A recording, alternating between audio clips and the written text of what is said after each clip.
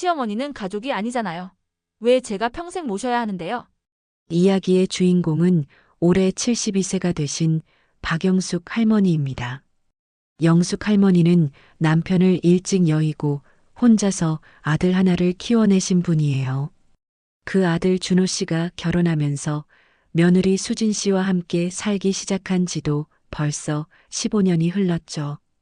처음에는 정말 화목한 가정이었어요.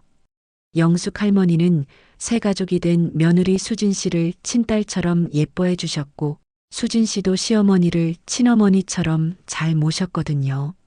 특히 할머니는 맞벌이 부부인 아들 내외를 위해 집안일을 도맡아서 해주셨어요.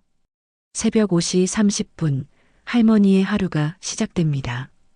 온 가족이 잠들어 있는 조용한 시간에 할머니는 조용히 일어나서 부엌으로 향해요. 아들과 며느리 그리고 손주들을 위한 정성스러운 아침 준비가 시작되는 거죠. 쌀을 씻어서 밥을 안치고 미역국을 끓이고 김치찌개도 끓이고 계란말이도 부치고 온갖 반찬을 정성스럽게 준비하셨어요. 어머니, 이렇게 많이 준비하지 않으셔도 되는데요. 수진 씨가 처음에는 말했어요. 아니야, 수진아. 우리 가족들이 맛있게 먹는 모습 보는 게 내 낙이야. 그냥 내버려둬. 할머니는 정말 행복해 하셨어요. 가족들이 자신이 만든 음식을 맛있게 먹는 모습을 보는 것만으로도 하루 종일 기분이 좋으셨거든요.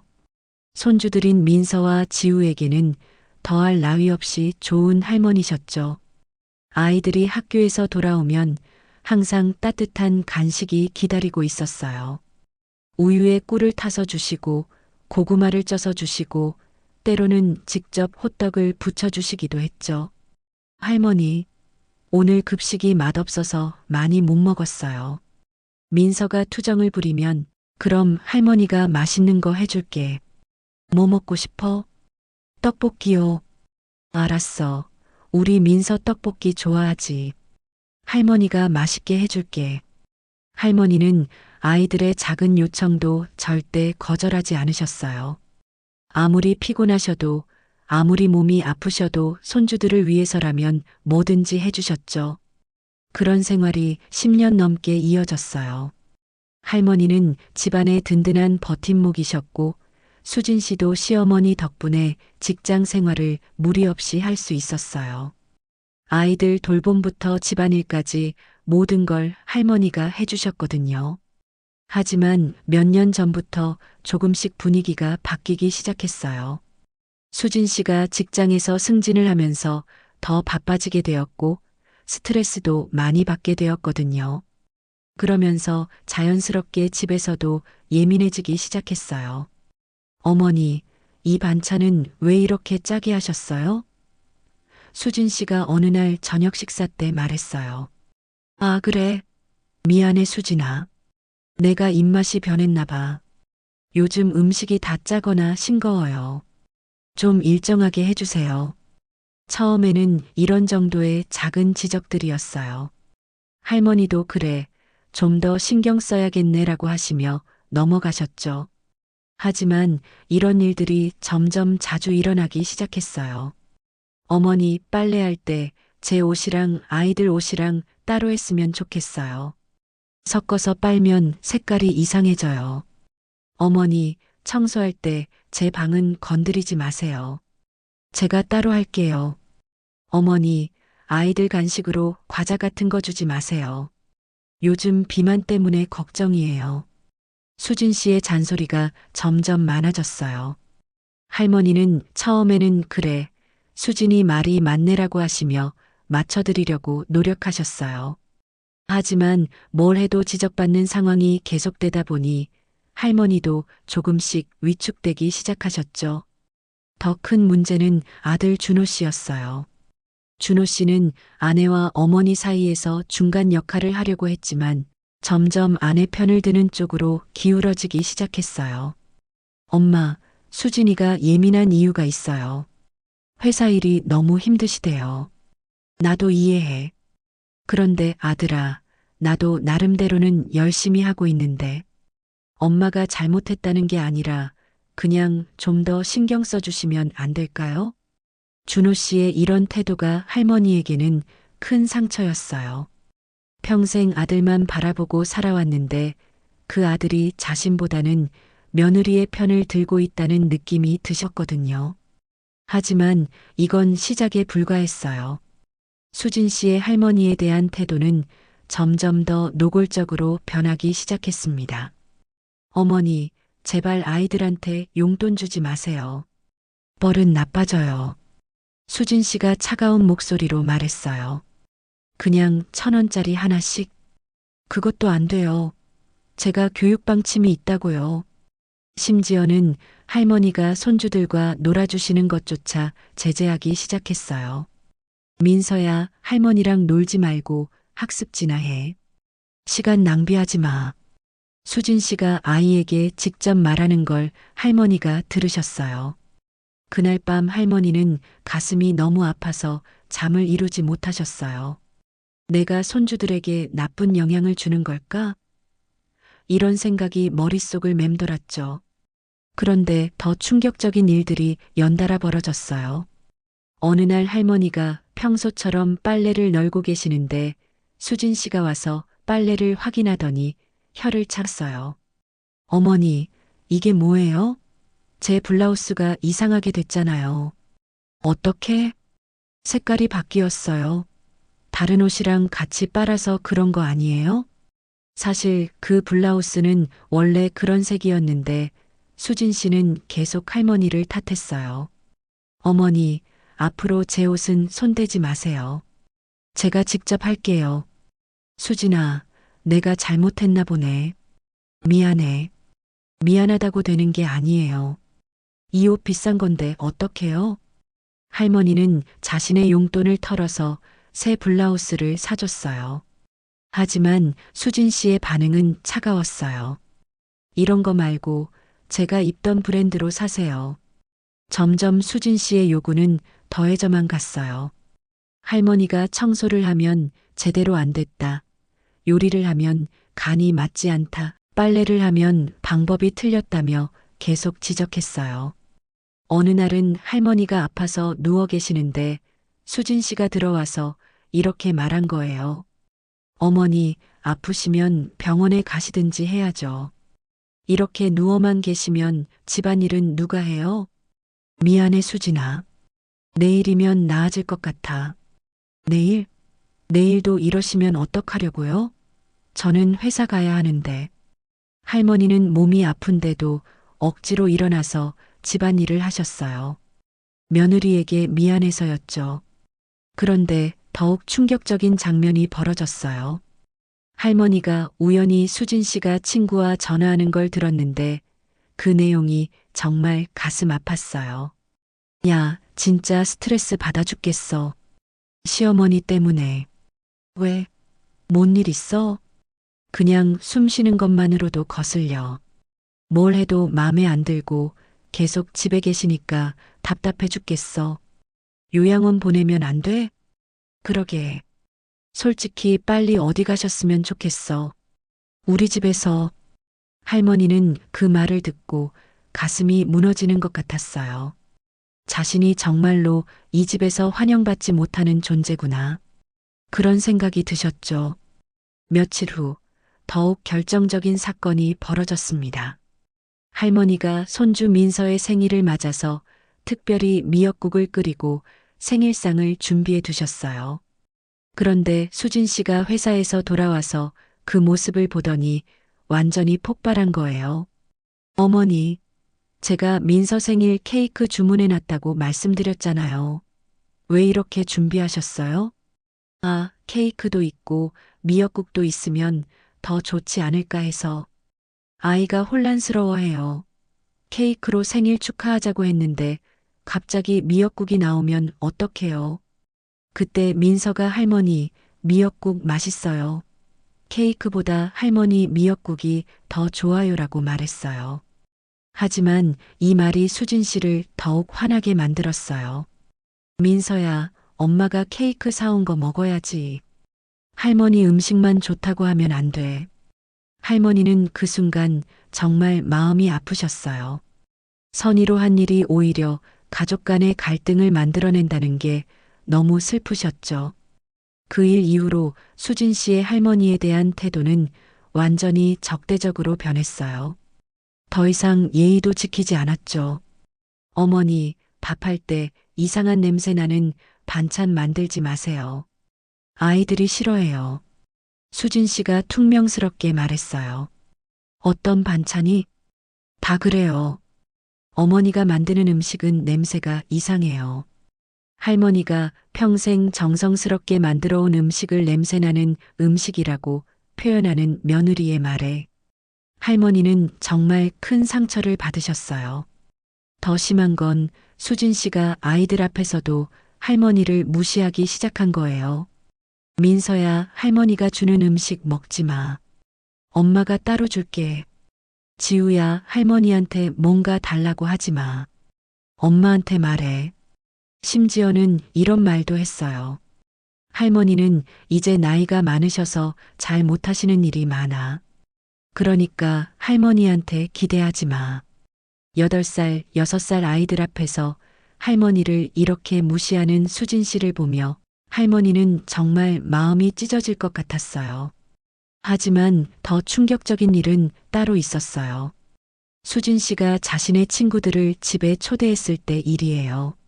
할머니가 정성스럽게 차와 과일을 준비해서 내놨는데 수진 씨가 친구들에게 이렇게 말하는 걸 들었어요. 우리 시어머니가 좀 그래요. 자꾸 이런 거 하시려고 해서 말려도 안 들으세요.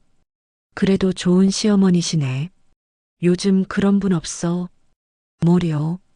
솔직히 좀 답답해요. 자꾸 관여하시려고 하고. 할머니는 문 뒤에서 그 말을 듣고 조용히 방으로 들어가셨어요. 그리고 혼자서 눈물을 흘리셨죠. 내가 정말 답답한 사람인가? 내가 가족들에게 방해가 되고 있는 건가? 그런 생각들이 머릿속을 맴돌았어요. 며칠 후에는 더욱 가혹한 일이 벌어졌어요. 할머니가 감기에 걸려서 기침을 하고 계시는데 수진 씨가 아이들에게 이렇게 말한 거예요. 할머니한테 너무 가까이 가지 마. 감기 옮을 수 있어. 민서야, 지우야, 할머니 방에서 놀지 말고 거실에서 놀아. 아이들이 할머니를 피하게 만드는 수진 씨의 행동에 할머니는 정말 절망적이었어요. 손주들까지 자신을 멀리하게 된다면 이 집에서 자신의 존재 의미가 뭐가 있을까요? 그런데 가장 잔인한 일은 따로 있었어요. 어느 날 할머니가 우연히 수진 씨가 남편 준호 씨와 나누는 대화를 들었는데 그 내용이 정말 충격적이었어요. 여보, 어머니가 너무 오래 사실 것 같아요. 수진 씨가 말했어요. 갑자기 왜 그런 말을 해? 아니, 솔직히 언제까지 모실 건지 답답해서요. 저희도 노후 준비해야 하는데 어머니 병원비며 생활비며 계속 돈 들어가잖아요. 수진아, 그런 말 하지 마. 사실이잖아요. 어머니가 아프시기라도 하면 간병비까지 생각해봐야 하지 않을까요? 할머니는 그 말을 듣고 온몸이 떨렸어요. 자신이 이 집에서 언제 죽을지 모르는 짐으로 여겨지고 있다는 걸 알았거든요. 그날 밤 할머니는 한숨도 잠들지 못했어요. 내가 정말로 가족들에게 짐이 되고 있구나. 내 존재가 이들에게 부담이구나. 더 심한 건 수진 씨가 할머니의 물건들을 함부로 정리하기 시작한 거예요. 어머니, 이런 옛날 물건들 다 버리시죠. 집이 좁은데 공간만 차지해요. 수진 씨가 할머니의 소중한 추억이 담긴 물건들을 쓰레기 봉투에 넣으려고 했어요. 수진아, 그건 내가 소중히 간직하던 건데.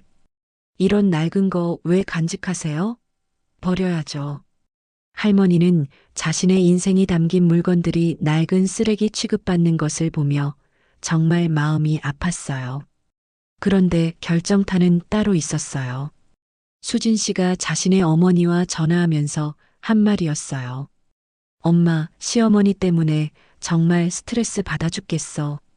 언제까지 이렇게 살아야 하는지. 차라리 빨리 어디 가셨으면 좋겠어. 솔직히 죽었으면 좋겠어. 그 말을 들은 할머니는 가슴이 무너지는 것 같았어요. 며느리가 자신의 죽음을 바라고 있다니. 이보다 더 잔인한 말이 있을까요? 그날부터 할머니는 완전히 위축되셨어요. 말수도 줄어들고 식사량도 줄어들고 그냥 방에만 계시려고 했어요. 어머니, 앞으로 저녁 준비는 제가 할게요. 어머니는 그냥 쉬세요. 괜찮아, 수진아. 내가 할 수 있어. 아니에요. 제 방식대로 하고 싶어요. 심지어는 아이들과 할머니의 관계도 제한하기 시작했어요. 민서야, 할머니한테 간식 달라고 하지 마. 엄마가 줄게. 지우야, 할머니 방에서 자지 말고 자기 방에서 자야 해. 할머니는 점점 집안에서 설 자리를 잃어가고 계셨어요. 평생 가족을 위해 헌신해 왔는데 어느 순간부터 자신의 존재가 방해가 되고 있다는 느낌을 받으셨거든요. 그런데 정말 충격적인 일이 벌어졌어요. 어느 날 할머니가 화장실에서 넘어져서 다치셨는데 수진 씨의 반응이 차가웠던 거예요. 어머니, 괜찮으세요? 라고 물어보기는 했지만 목소리에 진심이 담겨 있지 않았어요. 오히려 이런 일이 또 생기네라는 듯한 짜증스러운 표정을 지었죠. 할머니를 병원에 모시고 갔을 때도 마찬가지였어요. 수진 씨는 휴대폰만 보며 빨리 끝나기만을 기다리는 모습이었고, 의사 선생님이 어르신 건강 관리를 좀 더 신경 써주세요라고 말씀하셨을 때도 네, 알겠습니다라고 대답만 할 뿐이었어요. 그날 밤 할머니는 잠을 이루지 못하고 방에서 눈물을 흘리셨어요. 내가 정말로 이 집에 필요한 사람일까? 내가 있어서 가족들이 행복한 걸까? 이런 생각들이 머릿속을 맴돌았죠. 며칠 후 더욱 결정적인 사건이 일어났습니다. 할머니가 감기에 걸려서 몸살을 앓고 계셨는데 그날따라 수진 씨가 회사에서 정말 힘든 하루를 보내고 돌아왔어요. 집에 와보니 저녁 준비가 안 되어 있었고 아이들은 배고파요라고 보채고 있었던 거죠. 수진 씨가 폭발했어요. 어머니, 몸이 아프시다고 해서 아무것도 안 하시면 어떡해요? 저도 회사에서 일하고 와서 피곤하다고요. 미안해, 수진아. 내가 몸이 좀 안 좋아서.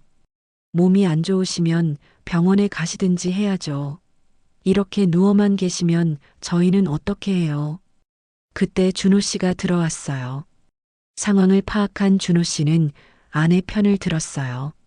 엄마, 수진이 말이 맞아요. 아프시면 미리 말씀하시고 저녁 준비라도 간단하게 해놓으셔야죠. 할머니는 그 순간 마음이 무너지는 것 같았어요. 평생 가족을 위해 살아왔는데 하루 아픈 날도 이해받지 못한다는 게 너무 슬프셨거든요. 하지만 진짜 충격적인 말은 그 다음에 나왔어요. 수진 씨가 화가 머리끝까지 난 상태에서 내뱉은 말이었어요. 정말 이제 한계예요. 시어머니는 가족이 아니잖아요. 왜 제가 평생 모셔야 하는데요? 저도 제 인생이 있다고요.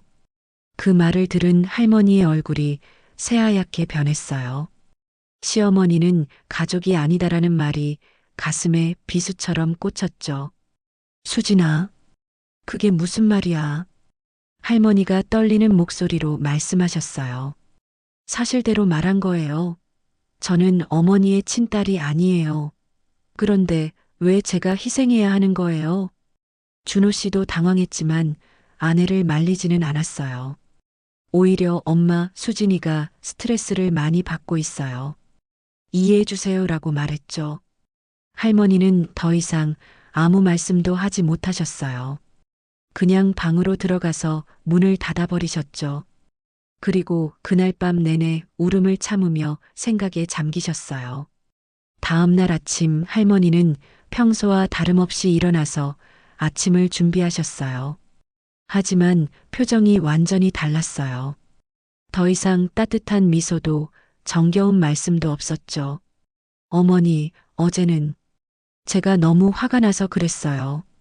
수진 씨가 미안한 마음에 사과를 했어요. 하지만 할머니의 대답은 차가웠어요. 괜찮아. 수진 씨 말이 맞아요. 나는 가족이 아니니까. 어머니, 그런 뜻으로 말한 게 아니에요. 아니에요. 수진 씨가 솔직하게 말해줘서 오히려 고마워요. 나도 생각해 볼 게 있어요. 그날부터 할머니의 행동이 완전히 달라졌어요. 더 이상 가족들을 챙기지 않으셨어요. 아침도 대충 준비하시고 청소도 안 하시고 아이들 간식도 안 주셨죠. 그냥 방에서만 시간을 보내셨어요. 처음에는 수진 씨도 어머니가 삐지셨나? 라고 생각했어요. 시간이 지나면 다시 예전처럼 돌아올 거라고 생각했죠. 하지만 3일, 4일이 지나도 할머니는 예전 같지 않으셨어요. 오히려 점점 더 조용해지시고 가족들과의 대화도 최소한으로만 하셨죠. 아이들이 제일 먼저 변화를 느꼈어요. 엄마, 할머니가 왜 이상해요? 간식도 안 주시고 이야기도 안 해주셔요. 민서가 수진 씨에게 물어봤어요. 할머니가 좀 피곤하신가 봐. 할머니가 아프신 거예요? 지우도 걱정스러운 표정으로 물어봤어요. 수진 씨는 대답할 말이 없었어요. 사실 자신도 할머니의 변화가 불편했거든요. 그동안 할머니가 해주시던 일들을 자신이 다 해야 하니까 정말 힘들었어요. 준호 씨도 마찬가지였어요. 회사에서 돌아와서 집안이 엉망인 모습을 보면 스트레스가 쌓였죠. 엄마, 왜 이러세요? 집안일 좀 도와주세요. 아들아, 나는 가족이 아니라고 했잖아. 가족이 아닌 사람이 왜 집안일을 해야 해? 준호 씨는 할 말이 없었어요. 어머니의 말이 틀린 게 아니었거든요. 일주일이 지났을 때 정말 충격적인 일이 벌어졌어요. 할머니가 짐을 싸고 계신 거예요. 엄마, 뭐 하세요? 준호 씨가 놀라서 물어봤어요. 나는 이제 이 집을 떠날 거야. 갑자기 왜요? 가족이 아닌 사람이 가족 집에 있을 이유가 없잖아. 나도 내 갈 곳을 찾아볼 거야. 할머니는 정말로 집을 떠날 준비를 하고 계셨어요. 평생 모은 적금 통장과 몇 벌의 옷까지만 작은 가방에 넣으시고 나머지 물건들은 다 정리해 두셨어요. 수진 씨가 당황해서 말렸어요. 어머니, 그런 뜻으로 말한 게 아니에요. 제가 잘못했어요. 아니야. 수진 씨가 잘못한 게 아니야. 나도 생각해보니 정말 가족이 아니더라고. 나는 그냥 얹혀 살던 사람일 뿐이야. 엄마, 무슨 소리예요? 준호 씨가 소리쳤어요. 아들아, 너도 아내 편만 들잖아. 나는 이제 집만 되는 것 같아. 차라리 내가 나가는 게 모두에게 좋을 것 같아. 아이들도 할머니가 떠나신다는 말을 듣고 울기 시작했어요. 할머니, 가지 마세요. 할머니 없으면 안 돼요.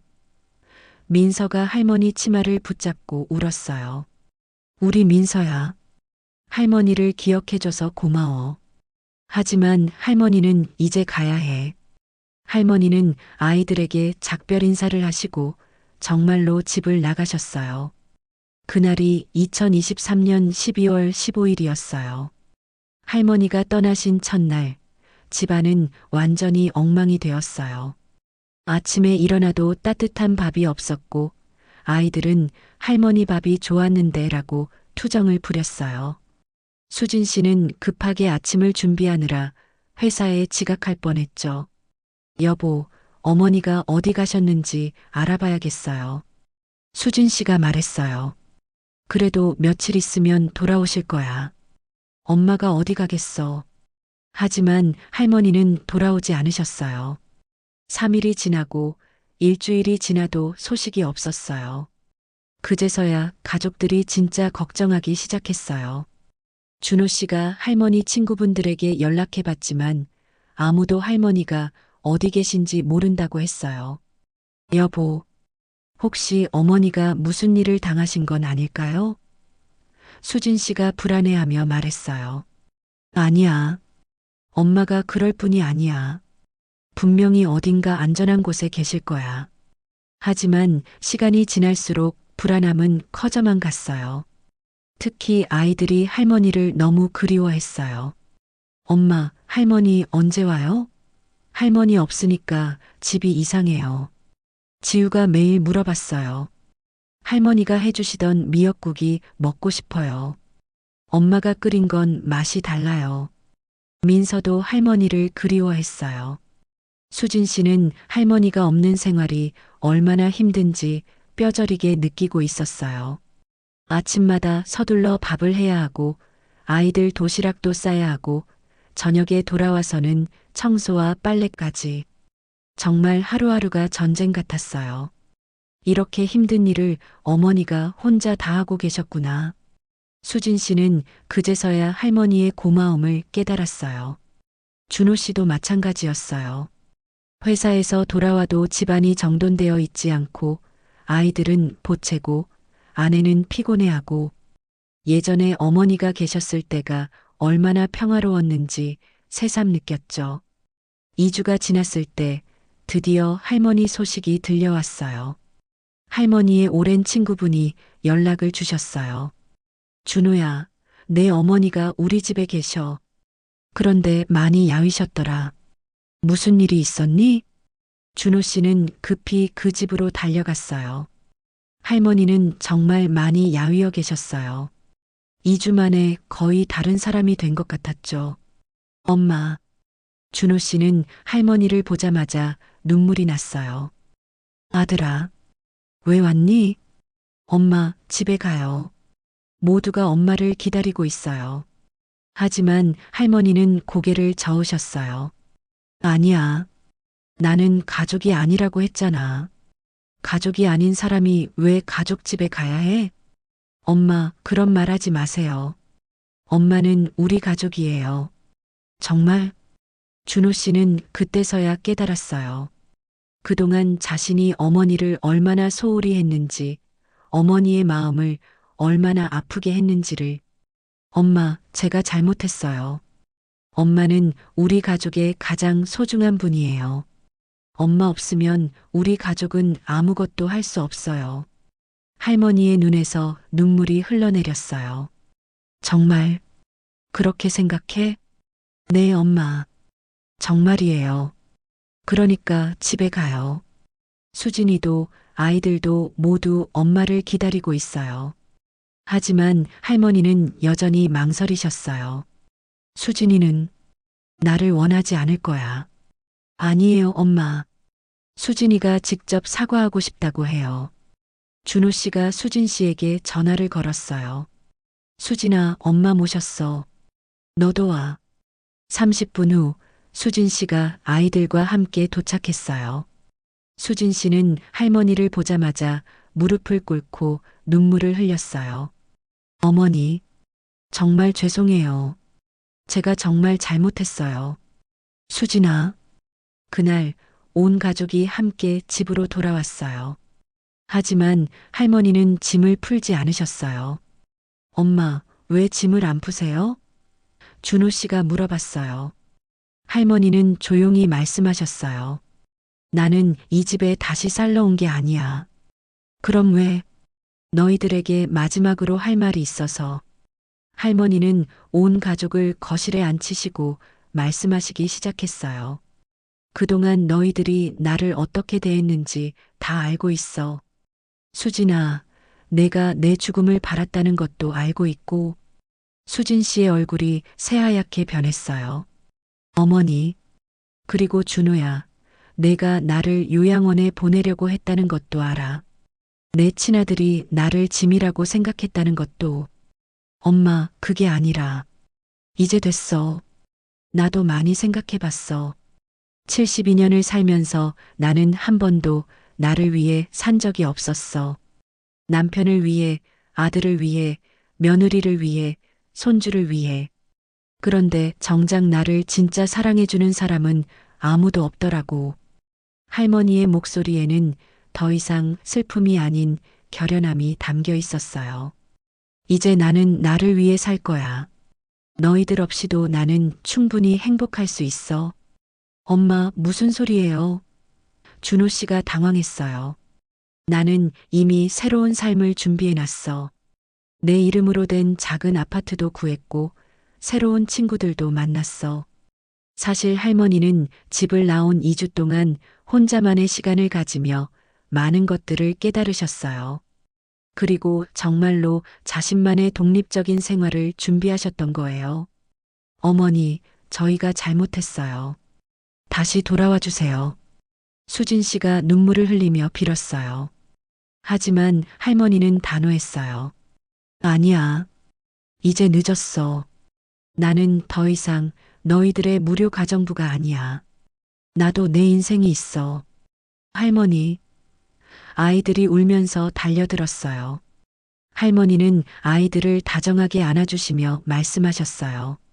민서야, 지우야.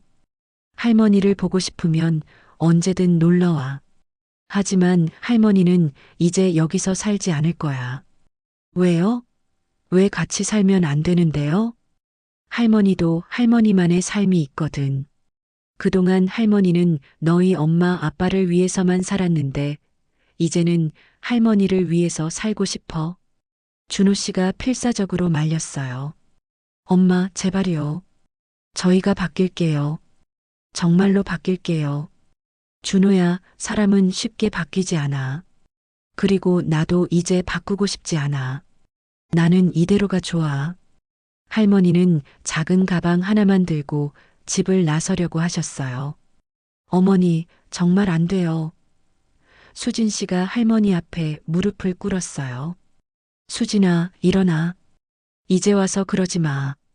어머니, 저 정말 반성하고 있어요. 제가 정말 잘못했어요. 알아. 하지만 이미 늦었어. 나는 더 이상 상처받고 싶지 않아. 할머니는 정말로 집을 나가셨어요. 이번에는 돌아올 생각이 전혀 없으셨죠.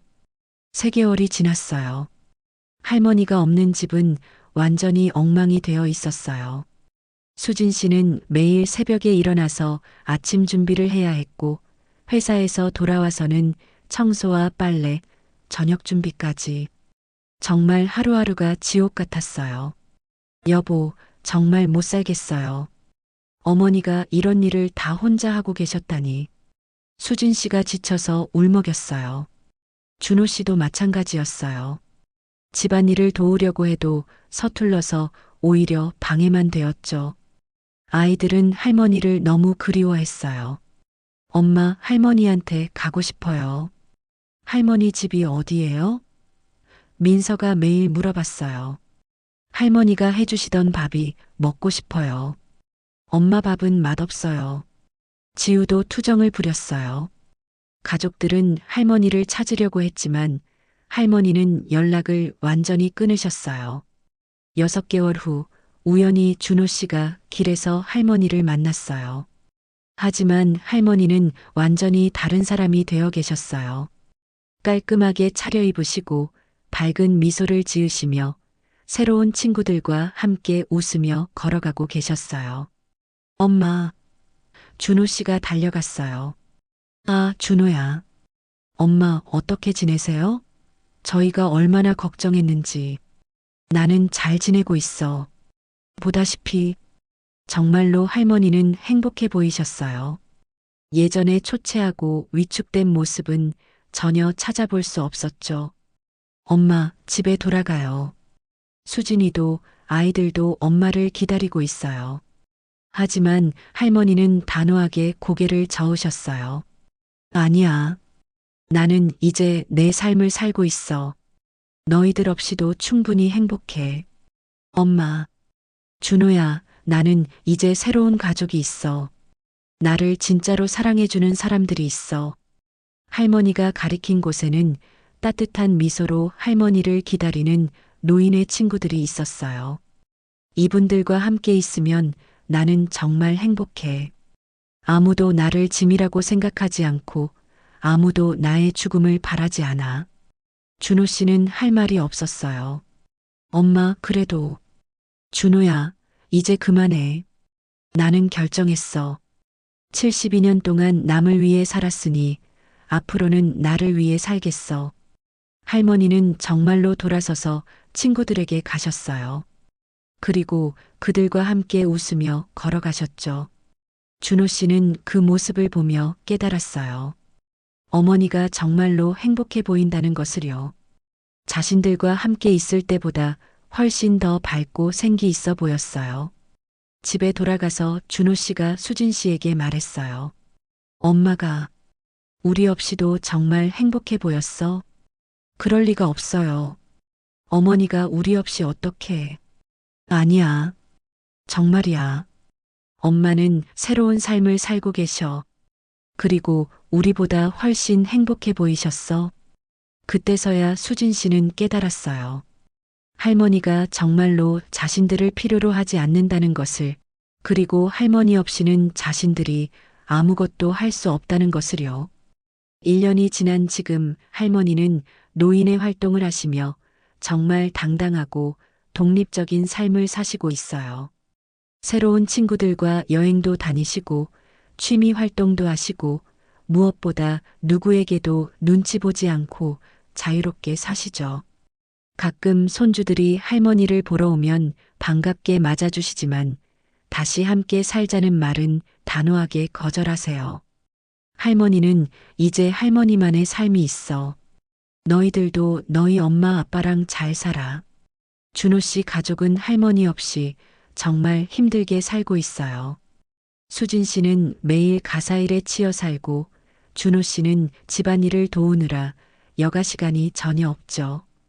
아이들은 계속 할머니를 그리워하고 있어요. 하지만 할머니는 전혀 후회하지 않으세요. 오히려 왜 진작 이렇게 살지 못했을까? 라고 생각하시죠. 내 인생에서 가장 행복한 시간이야. 누구의 눈치도 보지 않고 누구에게도 미안해하지 않고 나 자신을 위해 살 수 있어서 정말 좋아. 여러분, 어떻게 생각하세요? 이 이야기를 들으면서 많은 생각이 들었을 거예요. 가족이라는 이름으로 희생을 강요받는 것이 진정한 사랑일까요? 할머니는 72년 동안 자신을 희생하며 가족을 위해 살았지만 정작 가족들은 할머니를 당연하게 여겼어요. 심지어는 짐으로 여기고 죽음을 바라기까지 했죠. 하지만 할머니는 포기하지 않았어요. 오히려 당당하게 자신의 삶을 선택했어요. 그리고 그 선택을 통해 진정한 행복을 찾았죠. 이 이야기에서 우리가 배울 수 있는 교훈이 있어요. 첫 번째는 자기 존중의 중요성입니다. 아무리 가족이라도 나를 함부로 대한다면 당당하게 거부할 수 있어야 해요. 두 번째는 희생과 사랑의 차이입니다. 진정한 사랑은 일방적인 희생을 강요하지 않아요. 서로 존중하고 배려하는 것이 진짜 사랑이죠. 세 번째는 늦더라도 자신의 삶을 찾는 용기입니다. 할머니는 72세에 새로운 삶을 시작했어요. 나이는 숫자에 불과하다는 것을 보여주셨죠. 마지막으로는 진정한 가족의 의미입니다. 혈연으로 이어진 가족보다도 나를 진심으로 사랑하고 존중해주는 사람들이 진짜 가족일 수 있어요. 혹시 여러분도 가족 관계에서 일방적으로 희생만 하고 계신가요?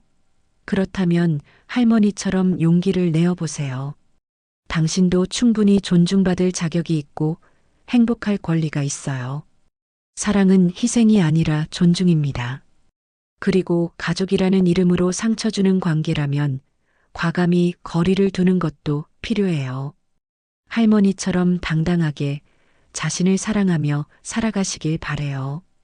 특히 여성분들, 시어머니나 친정어머니와의 관계에서 힘드신 분들이 계시다면 할머니의 용기를 본받아 보세요. 당신도 충분히 존중받을 자격이 있고 당당하게 살 권리가 있어요. 그리고 혹시 가족 중에 희생만 하시는 분이 계시다면 그분에게 진심 어린 감사와 사랑을 표현해 보세요. 너무 늦기 전에요.